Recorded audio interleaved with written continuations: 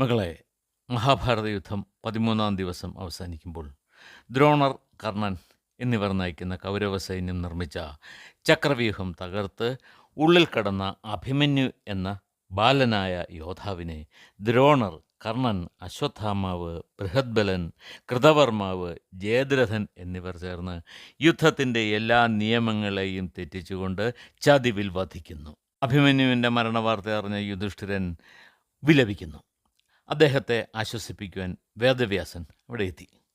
വ്യാസനോട് മരണത്തെക്കുറിച്ച് ചില സംശയങ്ങൾ യുധിഷ്ഠിരൻ ചോദിച്ചു. അതിനുള്ള മറുപടിയായി വ്യാസൻ സത്യയുഗത്തിൽ ജീവിച്ചിരുന്ന അകമ്പനൻ എന്ന രാജാവിൻ്റെ കഥ പറയുകയാണ്. അകമ്പനൻ്റെ മകനായ ഹരി പരാക്രമിയായ ഒരു രാജകുമാരനായിരുന്നു. പക്ഷേ യുദ്ധത്തിൽ ശത്രുക്കളാൽ അയാൾ കൊല്ലപ്പെട്ടു. ദുഃഖത്തിൽ മുഴുകിയിരുന്ന രാജാവിനെ ആശ്വസിപ്പിക്കുവാൻ നാരദ മഹർഷി അവിടെ എത്തി. യുധിഷ്ഠിരൻ ചോദിച്ച ഇതേ സംശയം അകമ്പനൻ നാരദനോടും ചോദിച്ചു. അപ്പോൾ മരണം എന്ന പ്രതിഭാസം ഉണ്ടായതിൻ്റെ കഥ നാരദൻ പറയുന്നു. ബ്രഹ്മദേവൻ സൃഷ്ടിച്ച പ്രജാപതിമാരാൽ ഭൂമിയാകെ ദുരിതത്തിലായി.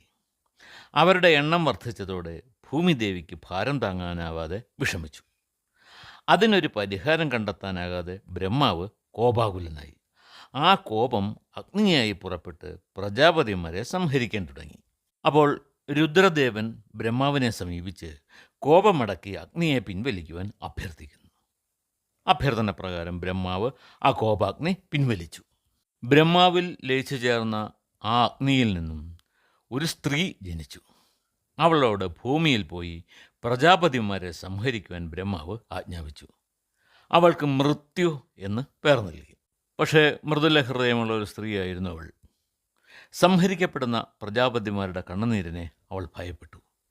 ബ്രഹ്മാവ് കർശനമായി ആജ്ഞാപിച്ചിട്ടും മൃത്യു അതനുസരിക്കാതെ ധേനുകാശ്രമത്തിലെത്തി വ്രതവും തപസ്സും തീർത്ഥാടനവുമായി കഴിഞ്ഞുകൂടുന്നു. മൃത്യു അനുഷ്ഠിച്ച തപസ്സിൻ്റെ ശക്തിയാൽ ബ്രഹ്മാവ് പ്രത്യക്ഷപ്പെട്ട് വരം നൽകുവാൻ തയ്യാറായി. എന്നാൽ പ്രജാപതിമാരെ വധിക്കുവാൻ തനിക്കിടവരരുത് എന്ന ഒരേ ഒരു വരം മാത്രമാണ് മൃത്യു ആവശ്യപ്പെട്ടത്. ഇത് കേട്ടപ്പോൾ ബ്രഹ്മദേവൻ മൃത്യുവിനോട് പറഞ്ഞു, കന്യകേ, നീ പ്രജകളെ സംഹരിച്ചു എന്നതുകൊണ്ട് ഒരിക്കലും ആരും നിന്നെ പഴിക്കുകയോ നിന്റെ പരിശുദ്ധി നഷ്ടപ്പെടുകയോ ചെയ്യുന്നില്ല. ലോകപാലകന്മാരും യമധർമ്മദേവനും നാനാവിധ രോഗങ്ങളും നിന്നെ പിന്തുണച്ച് ഒപ്പമുണ്ടാകും. മൃത്യു ബ്രഹ്മദേവനെ വന്ദിച്ചിട്ട് പറഞ്ഞു, പ്രഭു, ഞാൻ തന്നെ ഈ കാര്യം നിർവഹിക്കണമെന്ന് അങ്ങ് നിർബന്ധിക്കുകയാണെങ്കിൽ ഞാൻ എന്ത് ചെയ്യാം? പക്ഷേ ഒരപേക്ഷ എനിക്കുണ്ട്. കാമം, ക്രോധം, മോഹം, ലോഭം, വാക്പാരുഷ്യം എന്നിവയിൽ ഏതെങ്കിലും ഒന്നു മാത്രമേ ജീവികളുടെ ദേഹനാശത്തിന് കാരണമാകാവൂ. വാക്പാരുഷ്യം എന്ന് പറഞ്ഞാൽ വാക്കുകളെ പരുഷത അല്ലെങ്കിൽ ക്രൂരത എന്ന് അർത്ഥമാണ്. അത് സമ്മതിച്ചുകൊണ്ട് ബ്രഹ്മദേവൻ പറഞ്ഞു, ഭദ്രേ, അത് അങ്ങനെ തന്നെ ആയിരിക്കും. എൻ്റെ കൈവിരലുകളിൽ ഞാൻ തുടച്ചെടുത്ത നിൻ്റെ ഈ കണ്ണുനീർ വ്യാധികളായി ആയുസ്സവസാനിച്ച ജീവികളെ ഹനിക്കുന്നതായിരിക്കും. നിൻ്റെ പ്രവർത്തനത്തിൽ പാപം ഉണ്ടാകുമെന്ന് നീ ഭയപ്പെടേണ്ട. നീ കാമക്രോധങ്ങൾക്ക് വശപ്പെടാതെ എല്ലാ ചരാചര പ്രാണികളുടെയും ജീവൻ എടുത്തുകൊള്ളുക. ദുരാചാരങ്ങൾക്ക് വഴിപ്പെട്ട് കഴിയുന്നവരെ അധർമ്മം നശിപ്പിച്ചുകൊള്ളും. അസത്യം പ്രാണികളെ പാപത്തിൽ മുക്കും. ഇത്രയും പറഞ്ഞിട്ട് നാരദ മഹർഷി അകമ്പന രാജാവിനോട് പറഞ്ഞു, രാജാവേ, ബ്രഹ്മദേവനാൽ സൃഷ്ടിക്കപ്പെട്ട മൃത്യു ബ്രഹ്മദേവൻ്റെ വാക്കുകൾ കേൾക്കാതെ പിന്തിരിഞ്ഞു എങ്കിലും ഒടുവിൽ ശാപത്തെ ഭയന്ന് തൻ്റെ കർത്തവ്യം ഏറ്റെടുത്തു. അന്നു മുതൽ ആ കന്യക കാമക്രോധങ്ങൾക്ക് വശപ്പെടാതെ എല്ലാ ആസക്തികളിൽ നിന്നും മുക്തയായി ആയുസ് അവസാനിച്ച എല്ലാ ജീവികളുടെയും പ്രാണനെടുക്കുവാൻ തുടങ്ങി. രോഗങ്ങളെയാണ് വ്യാധി എന്നതുകൊണ്ട് ഉദ്ദേശിക്കുന്നത്. അതിനാൽ രാജാവെ, അങ്ങ് ദുഃഖിക്കരുത്. മരണാനന്തരം എല്ലാ ജീവികളും പരലോകത്തെത്തിച്ചേരുന്നു. അവിടെ നിന്നും ഇന്ദ്രിയവൃത്തിക്കനുസരിച്ച് മടങ്ങിയെത്തുന്ന ദേവന്മാർ പോലും കർമ്മഫലങ്ങൾ അനുഭവിച്ച ശേഷം മർത്യലോകത്ത് ജനിക്കുന്നു. യുധിഷ്ഠിരനോട് ഇത്രയും കാര്യങ്ങൾ ബോധ്യപ്പെടുത്തിയ ശേഷം വ്യാസൻ തുടർന്നു, മകനെ, നീ അഭിമന്യുവിൻ്റെ മരണത്തിൽ ദുഃഖിക്കരുത്. വീരസ്വർഗത്തിലാണ് അവൻ എത്തിച്ചേർന്നിരിക്കുന്നത്. ആയുസ് അവസാനിച്ച പ്രാണികളെ സംഹരിക്കുവാൻ വേണ്ടിയാണ് ബ്രഹ്മദേവൻ മൃത്യുവിനെ സൃഷ്ടിച്ചത്. സർവപ്രപഞ്ചത്തിൻ്റെയും സൃഷ്ടാവായ ബ്രഹ്മദേവൻ സ്വന്തം ഇച്ഛയ്ക്കനുസരിച്ച് പ്രാണികളെ സംഹരിക്കുന്നു. അതിനാൽ മരണപ്പെട്ട പുത്രനെ ഓർത്ത് നീ ദുഃഖിക്കേണ്ട. നാരദൻ മനസ്സിലാക്കി കൊടുത്തതനുസരിച്ച് അകമ്പന രാജാവ് പുത്രദുഃഖമെല്ലാം പിടിഞ്ഞു. നാരദൻ വിടവാങ്ങി നന്ദനോദ്യാനത്തിലേക്ക് പോയി. യുധിഷ്ഠിര, നിങ്ങളുടെ മകനായ അഭിമന്യു യഥാർത്ഥത്തിൽ ചന്ദ്രദേവൻ്റെ അംശമായ വർച്ചസ്സാണ്. അവൻ വീണ്ടും ചന്ദ്രനിൽ തന്നെ ലയിച്ചു. രാജാവേ, നീ എല്ലാ ദുഃഖങ്ങളും മാറ്റിവെച്ച് സൈന്യസമേതനായി പോർക്കളത്തിലേക്ക് പോകൂ. വിജയം നിങ്ങൾക്കുള്ളതാണ്.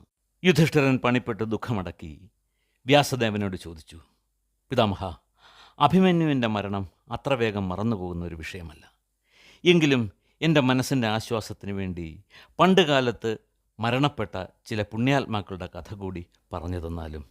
വ്യാസൻ പറഞ്ഞു, ശരി, കേട്ടുകൊള്ളൂ. പണ്ട് ശൈബ്യൻ എന്നു പേരായ ഒരു രാജാവിന് സൃഞ്ജയൻ എന്നു പേരുള്ള ഒരു പുത്രൻ ഉണ്ടായിരുന്നു. അയാളായിരുന്നു അപ്പോൾ രാജാവ്. ദേവർഷിമാരായ നാരദനും പർവ്വതനും രാജാവിൻ്റെ തോഴന്മാരായിരുന്നു. ഒരിക്കൽ 2 ദേവർഷിമാരും ശിഷ്യരും രാജാവിൻ്റെ ആതിഥ്യം സ്വീകരിച്ച് കൊട്ടാരത്തിൽ താമസിച്ചു. സൃഞ്ജയ രാജാവ് പുത്രന്മാർ ഇല്ലാതിരുന്നതിനാൽ വളരെ ദുഃഖമനുഭവിച്ചിരുന്നു. ധാരാളം തപസ്വികളെ കൊണ്ട് കർമ്മങ്ങളും യാഗങ്ങളും നടത്തിയിട്ടും അദ്ദേഹത്തിന് പുത്രഭാഗ്യം ഉണ്ടായില്ല. രാജാവിൻ്റെ സൽക്കാരങ്ങളിൽ തൃപ്തരായ ചില താപസന്മാർ നാരദനോട് ചോദിച്ചു, മഹർഷി, സൃഞ്ജയ രാജാവ് പുത്രദുഃഖത്താൽ വിഷമിക്കുന്നു. അദ്ദേഹത്തിന് ഒരു സത്പുത്രനുണ്ടാകാൻ അങ്ങ് അനുഗ്രഹിക്കണം. ഇത് കേട്ട് നാരദൻ രാജാവിനോട് ചോദിച്ചു, സൃഞ്ജയ, ഈ താപസന്മാർ അങ്ങയുടെ പുത്രലാഭത്തിന് വേണ്ടി പ്രാർത്ഥിക്കുന്നു. ഏത് വിധത്തിലുള്ള പുത്രൻ ഉണ്ടാകണമെന്നാണ് താങ്കൾ ആഗ്രഹിക്കുന്നത്? സൃഞ്ജയൻ പറഞ്ഞു, മഹർഷി, തേജസ്സുറ്റവനും കീർത്തിമാനും ശത്രുക്കളെ ജയിക്കുന്നവനുമായ ഒരു പുത്രനെയാണ് എനിക്ക് വേണ്ടത്. ഒപ്പം തന്നെ അവൻ്റെ വിസർജ്യം സ്വർണമായിരിക്കണമെന്നും ഞാൻ ആഗ്രഹിക്കുന്നു. നാരദൻ അപ്രകാരം സംഭവിക്കുമെന്ന് തന്നെ അനുഗ്രഹിച്ചു. കാലക്രമത്തിൽ രാജാവിന് ഒരു പുത്രൻ ജനിച്ചു. അവന് സുവർണഷ്ടീവി എന്ന് പേർ നൽകി. മകൻ്റെ ജനനത്തോടെ രാജാവിന് സമ്പത്ത് വർദ്ധിക്കുവാൻ തുടങ്ങി. ക്രമേണ രാജകൊട്ടാരവും കൊട്ടാരത്തിലെ ഉപകരണങ്ങളും അന്തഃപുരത്തിലെ ഉപകരണങ്ങളും രഥങ്ങളും എല്ലാം സ്വർണത്താൽ നിർമ്മിച്ചു. സൃഞ്ജയ രാജാവിൻ്റെ കീർത്തി ലോകമെങ്ങും വ്യാപിച്ചു. പക്ഷേ വളരെ ദുഃഖകരമായ അനുഭവമാണ് ആ കീർത്തി രാജാവിന് നൽകിയത്. ഒരിക്കൽ കൊള്ളക്കാരായ ചിലരെത്തി രാജകുമാരനെ തട്ടിക്കൊണ്ടുപോയി. പക്ഷേ കുമാരൻ സ്വർണത്തിൻ്റെ ഉറവിടമാണെന്ന് കൊള്ളക്കാർക്ക് അറിയില്ലായിരുന്നു. അതറിയാതെ അവർ കുമാരനെ വധിച്ചു. രാജകുമാരനിൽ നിന്ന് എന്തെങ്കിലും കിട്ടുമെന്ന പ്രതീക്ഷയിൽ അവർ കുമാരൻ്റെ ശരീരം വെട്ടിനുറുക്കി. ഒടുവിൽ ഒന്നും ലഭിക്കാതെ വിഡ്ഢികളായ ആ തസ്കരന്മാർ തമ്മിലടിച്ച് ചത്തൊടുങ്ങി. കുമാരൻ മരിച്ചതോടെ നാരദൻ നൽകിയ അനുഗ്രഹവും അവസാനിച്ചു. മകൻ്റെ മരണത്തിൽ സൃഞ്ജയ രാജാവിന് വലിയ ദുഃഖമുണ്ടായി. ഇതറിഞ്ഞ് നാരദൻ വീണ്ടുമെത്തി. സൃഞ്ജയ, അപൂർണമായ ആഗ്രഹങ്ങളോടെ നീയും ഒരിക്കൽ മരിക്കും. അപ്പോൾ മകൻ്റെ വിയോഗത്തിൽ നീ ദുഃഖിക്കുന്നതെന്തിന്? അഭിക്ഷത്ത് രാജാവിൻ്റെ മകനായ മരുത്തൻ ഇന്നെവിടെ? ബൃഹസ്പതിയോട് മത്സരിച്ച് സമ്മർത്തൻ എന്ന രാജാവ് മരുത്തനെ കൊണ്ട് ധാരാളം യജ്ഞങ്ങൾ നടത്തിച്ചു. പരമശിവൻ മരുത്തന് സ്വർണമയമായ ഒരു ഗിരിശിഖരം തന്നെ നൽകി. ദേവേന്ദ്രനും ബൃഹസ്പതിയും പ്രജാപതിമാരുമെല്ലാം മരുത്തൻ്റെ യജ്ഞശാലയിൽ സന്നിഹിതരായിരുന്നു. സ്വർണ്ണ നിർമ്മിതമായ പൂജാപാത്രങ്ങൾ കൊണ്ടാണ് കർമ്മങ്ങൾ നിർവഹിച്ചത്. ധാരാളം ഭക്ഷണ സാധനങ്ങൾ യജ്ഞശാലയിൽ വിതരണം ചെയ്തു. ദേവന്മാരെ ഹവിസുകൊണ്ടും പിതൃക്കളെ ശ്രാദ്ധകർമ്മങ്ങളാലും മഹർഷിമാരെ സ്വാധ്യായം കൊണ്ടും സംതൃപ്തരാക്കി. രാജാവ് ചെയ്ത കർമ്മങ്ങളാൽ പ്രജകൾക്ക് പോലും നന്മയുണ്ടായി. രാജാവിനും അക്ഷയമായ പുണ്യലോകപ്രാപ്തിക്ക് അർഹത ലഭിച്ചു. മരുത്തൻ്റെ ഭരണം പ്രശംസയ്ക്ക് അർഹമായിക്കൊണ്ട് 1000ഓളം വർഷങ്ങൾ നീണ്ടുനിന്നു. നാരദൻ തുടർന്നു, സൃഞ്ജയ, ആ മരുത്തൻ നിന്റെ പുത്രനേക്കാൾ 1000 മടങ്ങ് ശ്രേഷ്ഠനായിട്ടും മരണത്തിന് കീഴടങ്ങി. അതിനാൽ നിന്റെ പുത്രൻ്റെ മരണത്തിൽ നീ ദുഃഖിക്കേണ്ട കാര്യമില്ല. സുഹോത്രൻ എന്ന രാജാവിൻ്റെ കഥ നീ കേട്ടിട്ടില്ലേ? ദേവന്മാർ പോലും അദ്ദേഹത്തെ ആരാധിച്ചിരുന്നു. ധർമാനുഷ്ഠാനം, യജ്ഞം, ദാനം തുടങ്ങിയവയെല്ലാം കൃത്യമായി നിർവഹിച്ചുകൊണ്ടാണ് സുഹോത്രൻ പ്രജാപരിപാലനം നടത്തിയത്. 1000 അശ്വമേധങ്ങളും 100 രാജസൂയ യജ്ഞങ്ങളും നടത്തിയ ആ രാജാവ് പോലും ആയുസ്സിൻ്റെ അന്ത്യത്തിൽ മരണത്തെ പുൽകി. ഇനി ഉശീനരൻ എന്ന രാജാവിൻ്റെ പുത്രനായ ശിബി മഹാരാജാവിൻ്റെ കഥ കേട്ടിട്ടില്ലേ? ഭൂമിയാകെ വിജയിച്ച് കീഴടക്കിയ ആ രാജാവ് ആവശ്യക്കാർക്ക് വേണ്ടതെല്ലാം ധാരാളം ദാനം ചെയ്തു. അദ്ദേഹത്തിൻ്റെ രാജ്യത്ത് ആരും വിശപ്പ് കൊണ്ട് ദുഃഖം അനുഭവിച്ചിരുന്നില്ല. ശിബിയുടെ സത്കർമ്മങ്ങളിൽ സന്തുഷ്ടനായ ശ്രീ പരമേശ്വരൻ എത്ര സമ്പത്ത് ദാനം ചെയ്താലും ശിബി മഹാരാജാവിൻ്റെ സമ്പത്തിന് കുറവ് വരികയില്ലെന്ന് അനുഗ്രഹിച്ചിരുന്നു. എല്ലാ ഐശ്വര്യങ്ങളും സമ്പത്തും സംതൃപ്തിയും ഉണ്ടായിരുന്നിട്ടും യഥാകാലം ശിബി മരണത്തിന് കീഴടങ്ങി. നാരദൻ വീണ്ടും ചോദിച്ചു, രാജാവേ, ഞാൻ ഈ പറഞ്ഞവരെല്ലാം നിന്റെ പുത്രന്മാരെക്കാൾ ഉയർന്നവരല്ലേ? അവരെല്ലാം ആയുസ് അവസാനിച്ചപ്പോൾ മരണത്തിന് കീഴടങ്ങി. അത് സ്വാഭാവികമായ ഒരു പ്രക്രിയയാണ്, പ്രപഞ്ചത്തിൻ്റെ നിലനിൽപ്പിന് അനിവാര്യമാണ്. അതിനാൽ നീ ഈ മൗഢ്യം വെടിയുക.